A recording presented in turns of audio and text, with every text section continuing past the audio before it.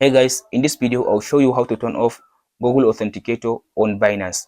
So after you open the Binance app like this now, go to your profile at the top left side. After you open your profile like this now, tap on your profile again. So after you tap on the profile again, now scroll to down and go to security. So under the security, now allow it to finish loading. After you open the security like this now scroll to down and tap on this Authenticator app.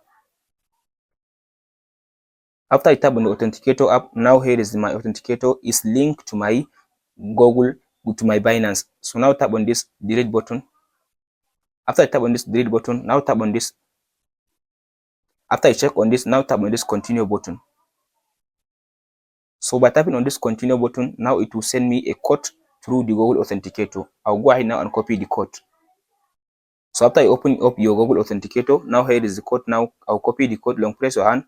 After you copy the code, now go back to the Binance app. After you open the Binance app like this now go ahead and paste the code. So after pasting the code, now if you tap on this now back, now if I refresh now, as you can see now the Google Authenticator has been removed from my Binance. Hope this video helps you out. Please like and subscribe.